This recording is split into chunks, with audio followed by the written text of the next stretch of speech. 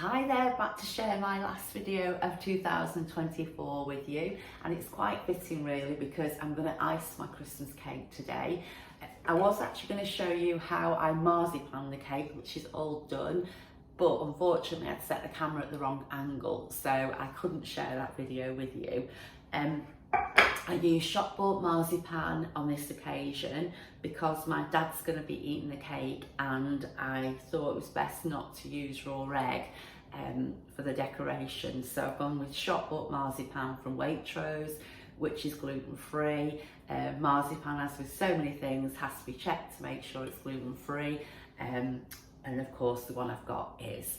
So to marzipan the cake, what I did, I just brushed the cake all over with apricot jam that I'd heated gently and then put through a sieve. So I just gave it a good coat in the cake, and then I rolled the marzipan out, and what I did, I measured the top of the cake, so across, it's square so it's the same, so across and then up the sides, and then added that together, and then that gave me the size of marzipan I needed to cover the cake. So then I just draped it over and then trimmed it off. But marzipan's really good to work with, so you can press it in and things like that. So so that's the cake all done. I can just see actually there's a little bit peeping through, which I'll just squeeze there. Okay, so that's the cake all done and ready to ice. Okay, so as I mentioned, my dad, who's 88, is going to be eating the cake. So I didn't want to use raw egg, but I do still like using royal icing. You can buy royal icing, again, just check it's gluten free, but you can buy it either in powder form and you make it up yourself, or you can buy it ready done. But I still wanted to make my own. But what I'm using today is it's pasteurised egg white. So that's Waitrose's own brand, pasteurised egg white, but you can buy a brand called, I think it's called Two Chicks or something like that, but the egg white's pasteurised, so it's not like using complete raw egg. So that's what I'm going to use to make the royal icing. So in that bowl there, I've got the equivalent of 3 egg whites, and I'm just going to whisk that up a little bit until it's a little bit fluffy, not like a meringue, just a little bit more aerated.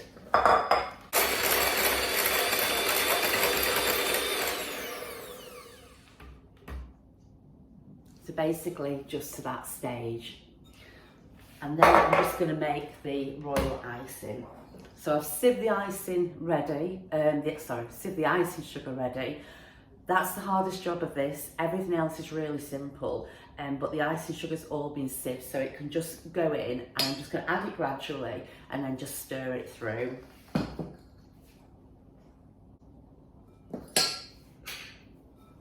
And then just after every addition, I'm just going to stir it in just until it's all incorporated into the egg white.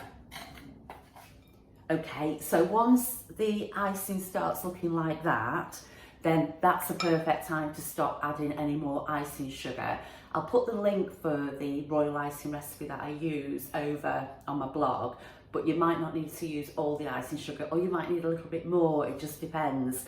Because I'm going to whisk this now for a few minutes until it forms soft peaks, and then I'm going to add a little bit of lemon juice. So when I add the lemon juice, it might change the consistency again.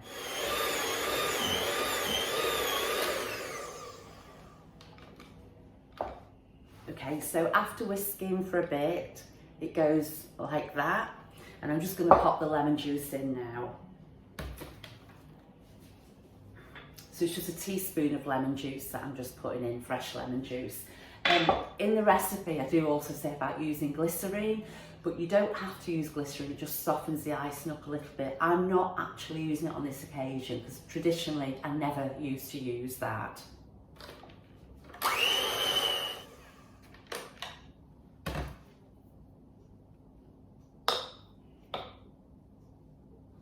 Okay, so I'm happy with how that looks, and it doesn't need any more icing going in there. I think that's fine. And now just to decorate it. So it doesn't have to be all neat and tidy. That's what I love about using this, because I'm not the best at cake decorating. Years ago, I once got sent home from a friend's house because she's really good at cake decorating, and I went and tried to help and really botched everything up. So Mum sent me home, and rightly so. So this snowy scene suits me down to the ground. So I'm just going to spread that out. It's really nice to work with them because you've got the marzipan base now as well. You don't need to worry about disturbing any cake, you know, when you have to normally ice anything, you're bothered about disturbing anything, but you don't have to worry with this.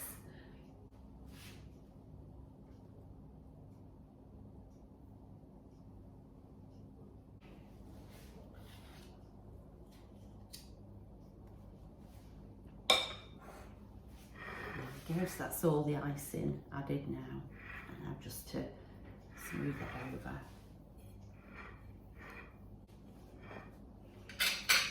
And then to make the little snow scene, you can just swirl it around like that with a knife or a fork, whichever you choose. And whether you do it round the sides or not, it's entirely up to you. Okay, I think I'm going to leave it at that. I think that's going to do the trick. And then we've got Christmas decorations that I've had for absolutely years, and my job when I was young was to place them on top of the cake that my mum had made as well. So it's really nice that I'm doing that now as well. So little houses, as I say, these are so old, these, because they are a couple of things that I'm not sure which robin's the one, there was the original one. Holly's not original, that's come from somewhere else, but we'll put Santa there, I think, as well. And a few there, little robins.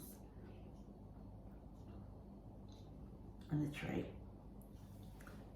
And that's it, all done.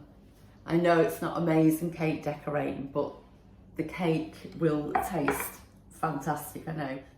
Okay, so to protect the cake while it's drying out, and it will take at least 2 days to dry out, probably more than that.